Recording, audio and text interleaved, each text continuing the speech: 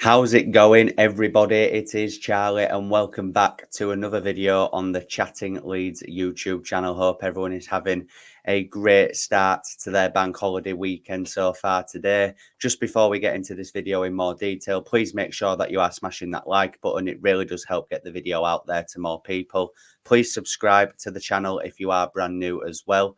We're nearly at 3K now, guys. I think we're about 18 away from hitting 3K. So if you haven't already subscribed, what are you doing? It's completely free. Just hit that subscribe button and it'll massively help me out. Make sure that you're getting all of your thoughts and opinions into the comment section down below. And of course, hitting that notification bell. As you can see behind me, I have changed the room around a little bit. I'm now facing the other wall. I thought I'd allow the backdrop, the bits that are in the background to be visible on screen. So I hope you're all enjoying that, and hopefully over the course of the next few weeks and months, stuff will be getting added to that. But enough of all that. Let's speak about last night again, shall we? I mean, Leeds United, if you've been living under a rock for the last sort of 24 hours or so, Leeds United beat Sheffield Wednesday last night at Hillsborough 2-0.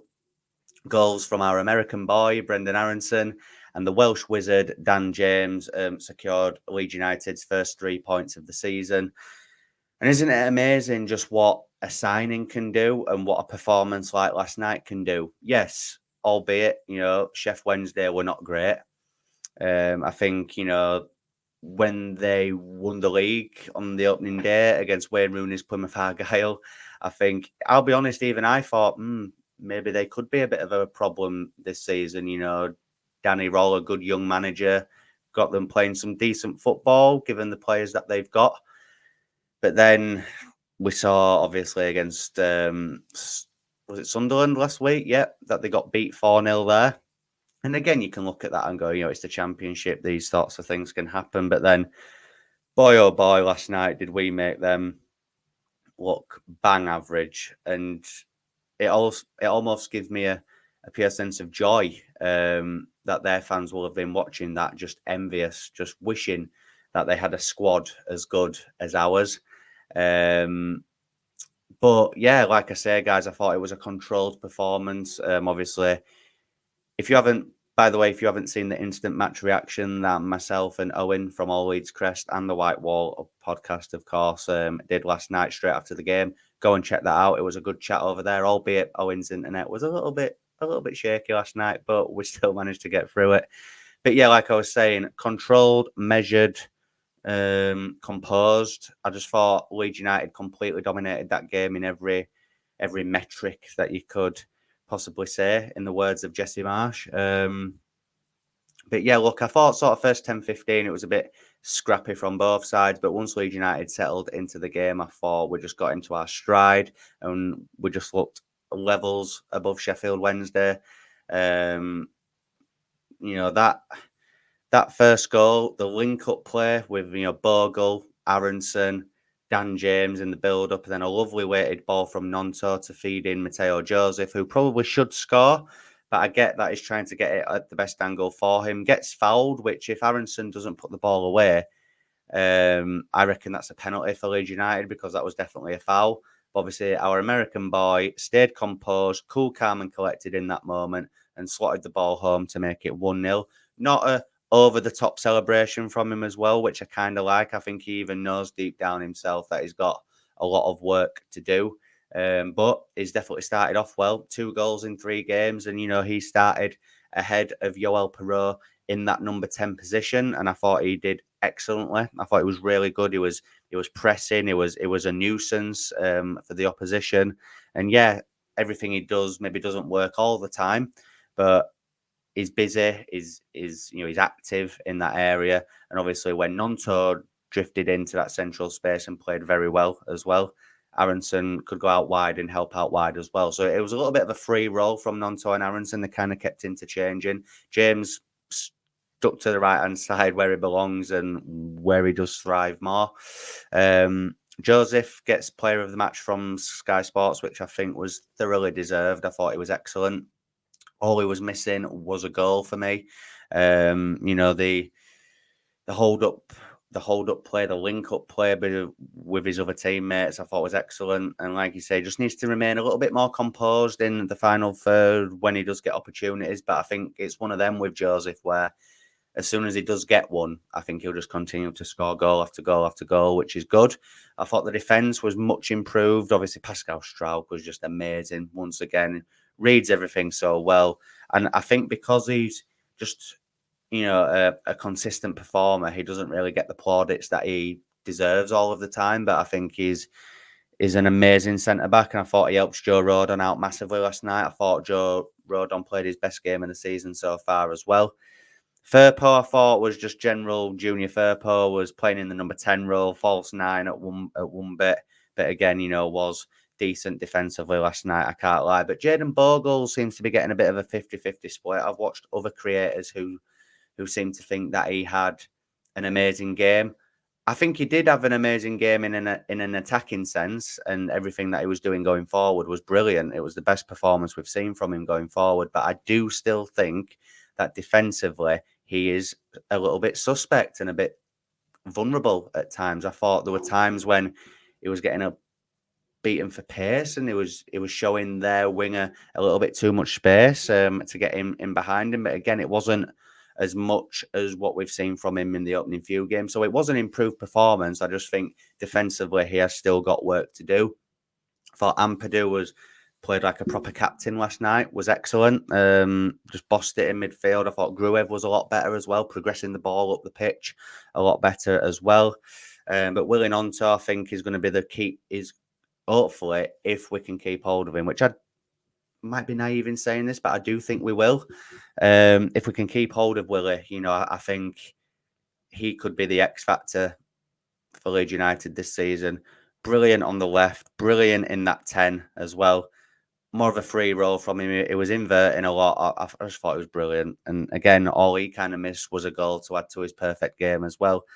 And I thought Farke did manage the game a lot better in this one. You've got to give him plaudits. He can be criticised when things go wrong or for things you don't agree with, but you can also praise when things do go well. And last night was beyond that. I thought it was a much improved performance from the team. All round excellent evening to kickstart the bank holiday weekend. And shout out to that guy who did everything in his power in the away end to keep hold of his pie or his burger, whatever he had. That guy is an absolute legend. He's gone viral.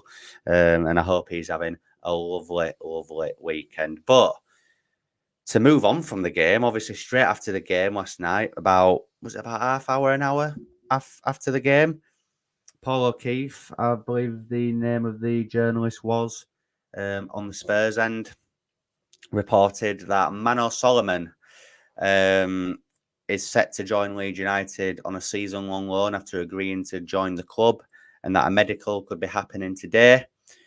That's moved very quickly. That has gathered some pace. Obviously, Fabrizio Romano has shared it now as well, saying that Soloman, at the time of recording, I think is currently having his Leeds United medical ahead of a season-long loan, which is, like I said, which has been agreed. And obviously, it has caused a bit of a divide amongst the fan base online since it's broke, but I think it's just people just trying to be a little bit out there and just have controversial opinions. Look, I'm of the opinion, I don't care what skin colour you are, I don't care where you're from, don't care your sexuality, don't care your religious beliefs, your political beliefs. If you put that white shirt on, or the yellow shirt, or the new electric blue shirt, I will want you to do well. And look, whatever he thinks or says or anything out off the pitch is up to him. But as long as he's on the pitch performing for Leeds United this season, he will have my full backing. And I think the majority of the sensible fan base will agree with me on that as well. And I think it is an amazing addition to add to the squad at this level. Could have gone to La Liga. He had an offer from Getafe and he turned them down, as his preference was to stay in England. He's chosen to come to Leeds United. It isn't like he's kind of just been forced upon him. He's had offers from teams in La Liga and he's turned it down to come to little old Leeds United in the Championship. So that has got my instant level of respect straight off the bat.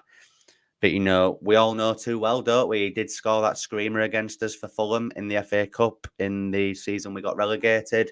He is a serious, serious baller at this level. And, he can play off the left, he can play off the right, probably play in that 10 role as well. And I've seen a few people say he can play as a striker, although I don't think he'll be used as a striker at Leeds United. Now, Farke did say that he didn't want to use the loan market and that he wanted permanent signings, but I think he may have had to have a talk with Greta Steinson, Nick Hammond, the 49ers, and maybe just alter his expectations a little bit there. It's not a bad thing to utilise the loan market at this point in the window, and I think this is a very, very good deal. There's no buy option in it either, so at least if it doesn't really go to plan, we don't have to, we're not obligated to pay anything. Although if he does have a brilliant season and Leeds get promoted, he may be inclined to stay at the club. But who knows? I think this is a brilliant, brilliant addition at Championship level. He could have probably gone to another Prem team if he really wanted to. He's that good. So all these people that don't want him because of his beliefs and everything, you just need to maybe move on to a different sport. Maybe football's not for you. Because Marnor Soloman is a serious player and is going to help this team massively. We've signed Lagi Ramazani the other night, who was in attendance last night as well, and his new song was getting sung in the away end and the concourse, which was good to see on social media, and fans getting photos with him. Love to see it. Him in the team. You've got Solomon, you've got Nonto, you've got Rutter. Sorry, we haven't got Rutter. God. George is just on my mind, guys, because I've just seen that he's made his debut for Brighton off the bench today. So apologies for that. I don't want to upset people. But we've got Lagi Ramazani, we've got Solomon, we've got Dan James, we've got Nonto, we've got Aronson, Pirro, if he can decide that he wants to contribute. We have got great players in the attacking area of the pitch. Joseph up top as well. Bamford, when he's not made of biscuits and sat on the medical table, can maybe contribute as well. We have got good options going forward. It's maybe the midfield that I think we need another body, because Joe Rothwell is good depth, but I think we need a little bit more in that as well. And we definitely need a fullback. But again, I think we sign, obviously, Solomon. I think we sign another two this week before the deadline. Who those people are, I'm not too sure. But that's probably a topic for another video. But yeah, we'll leave it there, guys. I just thought I'd come on and just give my solo thoughts on last night's victory over Sheffield Wednesday and my reaction to the Marnor Soloman news as well, which by the time this is uploaded could have already been announced and official with Leeds United, but it looks all set to be completed either today or definitely over the weekend. So yeah, hit me up in the comment section down below with how you felt about last night's win and our potential new signing. And yeah, make sure you're liking the video. Please subscribe to the channel if you are brand new as well. 18 away from 3K. Please do me a solid. It's completely free. Just hit the subscribe button and you'll see more content from myself. And hit the notification bell as well. Enjoy the rest of your bank holiday weekend, guys, and I will see you in the next one. Cheers.